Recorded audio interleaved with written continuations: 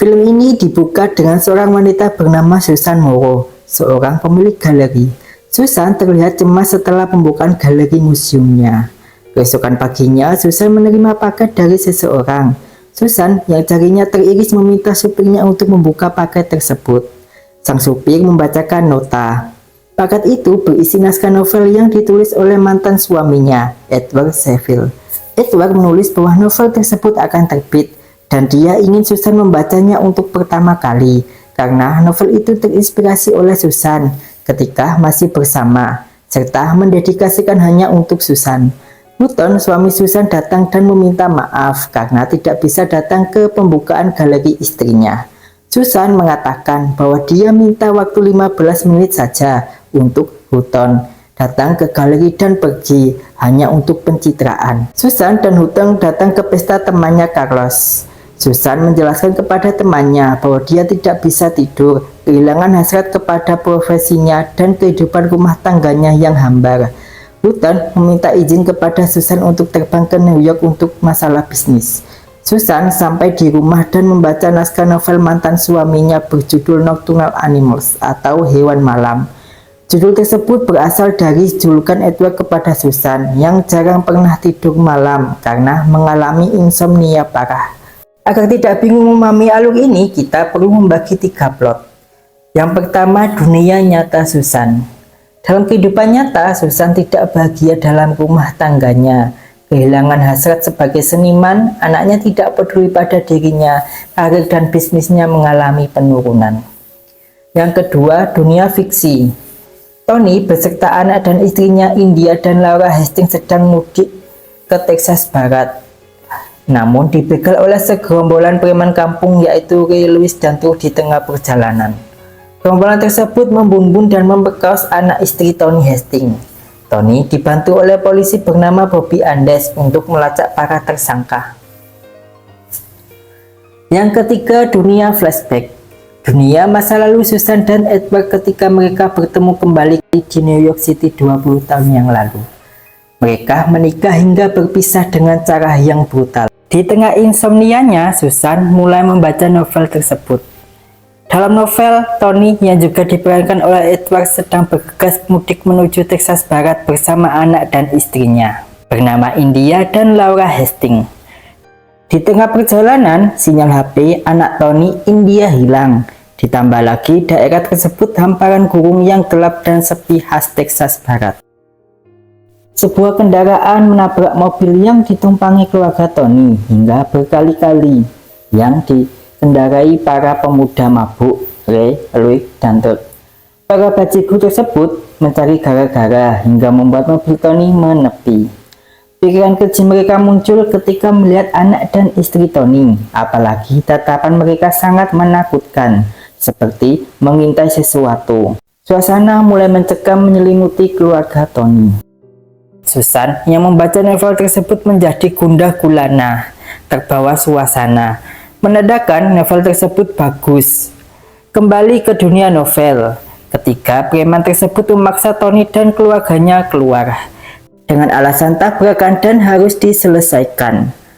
Namun naas, mobil yang ditumpangi keluarga Tony justru kempis dan tidak bisa kabur.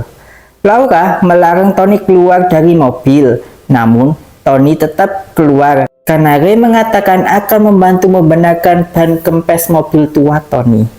Keluarga Tony yang terdesak mau tidak mau menuruti perintah Ray agar India dan Laura keluar. Perasaan takut, panik akan dirampok dan diperkosa mengiringi keluarga Tony. Di tengah kejadian tersebut, mobil polisi melintas. Namun, mobil polisi tersebut tidak berhenti ketika India dan Laura meminta tolong. Tony tidak berdaya melawan ketika dua wanita tersebut masuk ke dalam mobil para bajigur. Ray dan Tuk berhasil menggagalkannya dan membawa kabur dengan mobil. Kejadian kelam yang menimpa keluarga Tony membuat Susan terhanyut dan merasa menjadi saksi kejadian naas tersebut. Ketika Tony mau mengejarnya, dirinya dicegah Louis dan disuruh masuk ke mobil tua Tony menuju ke suatu tempat. Tony pun menuruti kemauan Louis karena bajigur tersebut mengatakan akan mengantar ke tempat suami dan anak Tony. Ternyata mobil tersebut bisa berjalan karena sudah dibenarkan sewaktu basa-basi dengan keluarga Tony. Emang dasar Tony naif apa Bahlul masih saja percaya sama Louis. Dirinya pun tidak mau melakukan perlawanan, nurut saja. Hingga Louis mengusir keluar Tony dari mobilnya dan meninggalkannya di tempat yang jauh dari jalan raya dan menyusul dua bajigur tersebut. Bantu kembali untuk menghabisi Tony. Beruntungnya Tony bersembunyi dan preman tersebut gagal menemukannya. Kembali ke dunia nyata, Susan menelpon suaminya yang ada di New York karena suaminya tidak menelpon ketika dia sudah sampai. Dalam telepon, Susan mendengar bellboy menanyakan nomor kamar hotel kepada seorang wanita yang nomor kamarnya sama dengan suami Susan. Mendengar hal tersebut, Susan mengetahui bahwa sang suami telah berselengki. Kembali ke dunia novel, Tony menyusuri sepanjang jalan hingga melewati pagi hari. Tony pun sampai di jalan raya. Dia berjalan meminta pertolongan hingga sampai di rumah warga dengan cara tergopoh-gopoh. Tony menelpon polisi. Tony menjelaskan semuanya kepada polisi. Sang polela akan menyerahkan kasus tersebut kepada Inspektur Bobby Andes. Bobby mengatakan telah menemukan mobil Tony di dasar sungai yang mengering. Bobby Andes beserta polisi menuju ke TKP. Di dalam mobil, Bobby menanyai Tony. Tony pun menjelaskan sambil mengingat-ingat tempat arah dia berjalan. Tony mengingatnya. Tony menyuruh mobil untuk berhenti ketika mereka melihat pagar kawat yang rusak. Dia mengatakan keluar dari pagar tersebut, meminta pertolongan. Mereka masuk untuk mencari anak dan istri Tony. Susan larut dalam cerita novel dan dia menunggu apa yang terjadi pada istri dan anak Tony. Bobby Andes menemukan anak dan istri Tony meninggal di tempat pembuangan sampah. Dua wanita tersebut terbujur kaku di atas sofa merah, meninggal dengan banyak luka lebam di sekujur badan, kepala yang berdarah, dan indikasi adanya pemerkosaan. Tony yang melihat semua itu shock, tertegun, trauma atas nasib naas yang dialami putri dan istrinya. Susan pun ikut larut dalam kedukaan yang dirasakan Tony, juga rasa kengerian yang dialami anak dan istri Tony. Karena terbawa suasana kelam, Susan segera menelpon putrinya untuk memastikan keadaannya baik-baik saja. Di tengah perasaan kacaunya mengikuti novel yang ditulis mantan suaminya, Susan mengingat-ingat kembali pertemuan dirinya tanpa sengaja dengan Edward di jalanan New York. Sekitar 20 tahunan yang lalu, mereka kemudian mengobrol di restoran, bernostalgia masa kecil hingga SMA yang mereka lalui begitu akrab. Edward sendiri pergi ke New York City untuk interview beasiswa di universitas yang sama tempat Susan melanjutkan S2 di Columbia University. Susan memuji sikap Edward yang lemah lembut, sensitif, pengertian, dan romantis. Begitupun juga Edward memuji Susan yang begitu cantik. Susan merupakan tipe wanita yang dicarinya. Susan juga menjelaskan latar belakang keluarganya yang kolot, rasis, serta narsistik. Dia pun sering berdebat dengan emaknya karena perbedaan pandangan hidup. Mereka berdua saling mengobrol tentang kehidupan masing-masing. Susan bercita-cita menjadi seorang seniman galeri, sedangkan Edward bercita-cita menjadi penulis novel. Susan memberikan keberanian kepada Edward agar tetap menulis untuk menggapai cita-citanya. Begitupun sebaliknya, Edward juga memotivasi Susan. Susan sendiri skeptis terhadap cita-citanya karena dia merasa dia tidak cukup baik untuk menjadi seniman. Edward pun mengatakan, "You underestimate yourself." Akan Edward berubah menjadi ketertarikan. Begitupun sebaliknya, mereka berdua segera berpacaran pada saat bucin-bucinnya. Scene berpindah pada Susan yang makan malam bersama ibunya. Dalam scene ini terlihat Susan dan ibunya tidak saling cocok. Ibu Susan bernama Aniston tidak setuju perihal rencana konyol Susan untuk pindah kuliah di Texas. mengikuti Edward dan menikah dengannya. Anne mengatakan bahwa Susan dan Edward tidak cocok karena perbedaan karakter, ekonomi, dan latar belakang. Susan merupakan orang yang berkemauan keras, realistis, ambisius, dan dari keluarga kelas atas. Sedangkan Edward merupakan orang yang kurang ambisi, rapuh, lemah, tidak realistis, dan miskin. Mendengar penjelasan tersebut, Susan tersinggung dan menuduh ibunya tidak mengenal Edward. Sang ibu mengatakan dia sangat mengenal Edward serta mengingatkan bahwa kemewahan yang dia dapat tidak akan bisa diberikan Edward, dan Susan akan rindu masa-masa tersebut. Sang ibu memperingatkan bahwa jika mereka menikah, pada akhirnya Susan akan menyakiti Edward dan penuh penyesalan. Ditambah lagi, kedua orang tua Susan tidak akan peduli kehidupan rumah tangga putrinya. Ibunya pun mengatakan bahwa Susan dan dirinya sangat mirip, dan Susan akan menjadi seperti ibunya. Susan yang disamakan dengan ibunya tidak terima. Lalu ibunya pun mengatakan, We all eventually turn into our mothers. terkadang kita membenci ibu waktu kita masih kecil dan ternyata tanpa sadar kita menjadi seperti mereka. Apakah kalian setuju dengan pendapat ibunya Susan? Susan yang sedang bucin-bucinnya tidak peduli nasihat emaknya. Dia pun tetap nekat menikahi Edward. Ya, benar kata-kata orang ya, jangan kita nasihati orang bucin karena itu sama saja dengan sia-sia. Susan yang mengikuti novel Edward tersentuh. Dia pun memuji novel Edward dengan menulis email kepadanya. Pak Paul Bobby menjelaskan penyebab kematian anak dan istri Tony. Mereka berdua dibunuh secara tragis dan diperkaos. Setahun kemudian, Tony dihubungi oleh Bobby. Bobby mengatakan telah menemukan tersangka yang diduga membunuh dan memperkaos anak istri Tony. Namun, tersangka tersebut mati karena tertembak pada saat merampok. Sedangkan komplotan lain berhasil ditangkap. Komplotan tersebut bernama Louis. Mendengar nama-nama tersebut, Bobby teringat dengan penjelasan yang diberikan Tony perihal nama-nama tersangka. Apalagi ketika Tony disuruh memilih orang yang bernama Louis, dia sudah tahu wajahnya. Lou masih membantah tidak mengenal Tony dan menyangkal semua aksi bejatnya di hadapan Bobby ketika diinterogasi. Bobby kemudian mengajak Tony menangkap Ray di tempat tinggalnya. Scene kemudian beralih di dalam mobil. Terlihat tangan Ray diborgol serta diinterogasi. Ray masih menjawab tidak tahu atas tindakan bejatnya 1 tahun yang lalu. Ray kemudian diajak Bobby dan Tony menuju lokasi pemerkosaan anak dan istri Tony. Tony menanyakan kejadian naas yang menimpa anak dan istrinya kepada Ray. Namun Ray diam, pura-pura tidak tahu. Tony tidak kuasa menahan kesedihan ketika bertanya kepada Ray. Namun tidak ada sekata pun yang keluar dari mulut si pemerkaos, sehingga dia kesal lalu memukul kepala Ray. Beberapa hari kemudian, Bobby menelpon Tony mengabarkan bahwa Ray dan Louis dibebaskan karena kurangnya bukti kejahatan mereka. Tony yang mendengar hal tersebut marah dan mengajak Bobby untuk kopi darat.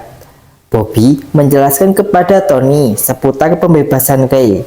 Ray mempunyai alibi ketika diinterogasi pada saat kejadian, tidak adanya sidik jari, sedangkan Louis masih ditahan karena kasus perampokan. Bobby kemudian menawarkan cara yang singkat untuk menghukum mereka berdua.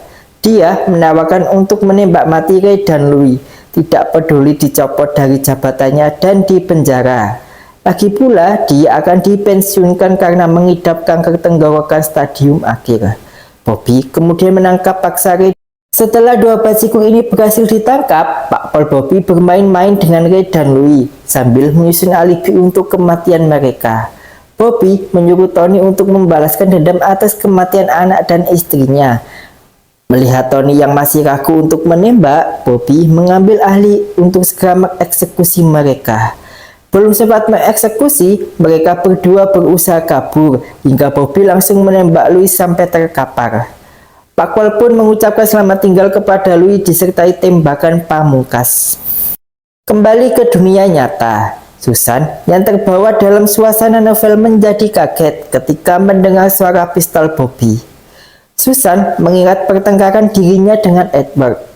Edward yang meminta tolong kepada Susan untuk memberi masukan tentang tulisannya justru mendapat tanggapan dingin.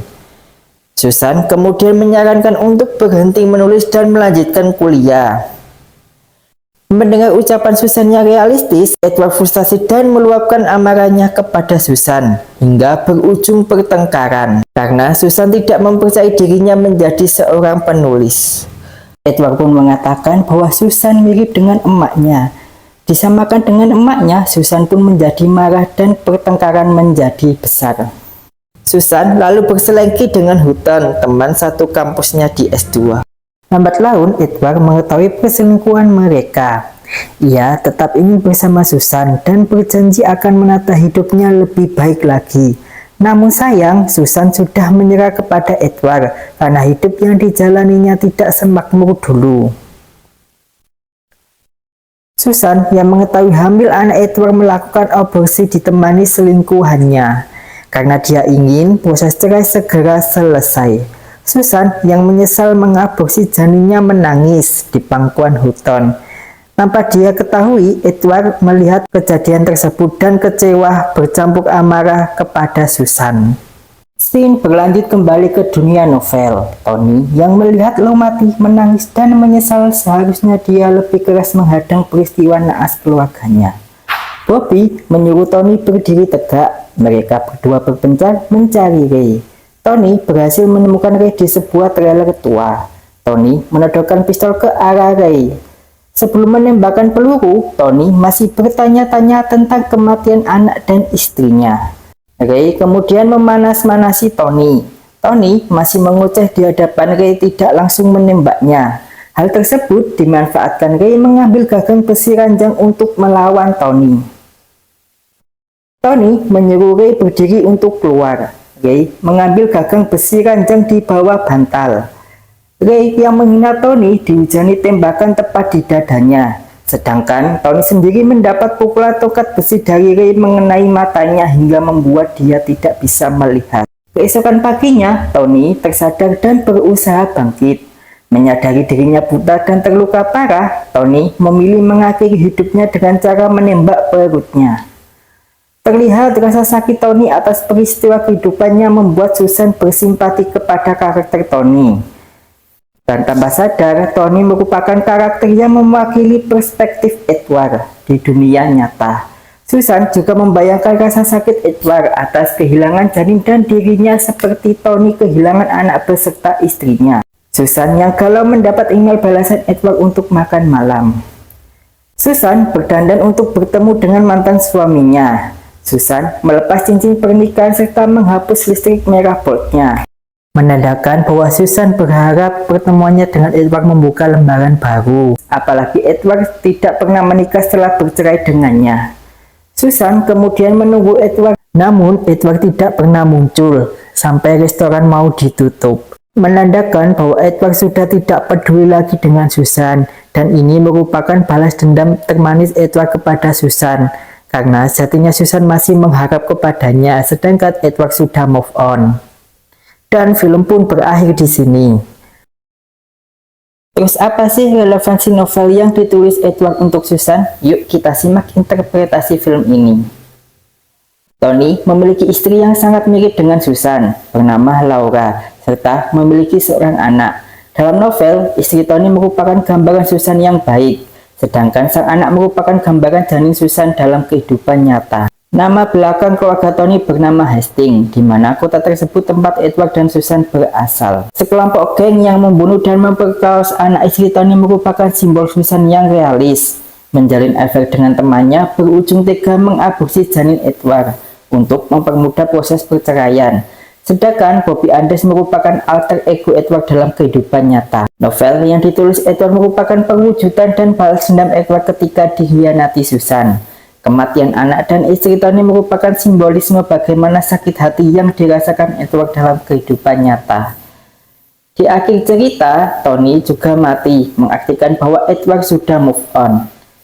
Di akhir film, Susan yang berharap Edward muncul justru menuai kekecewaan. Susan yang mempunyai sebuah harapan justru Edward lah yang menjadi penghancur satu-satunya harapan Susan.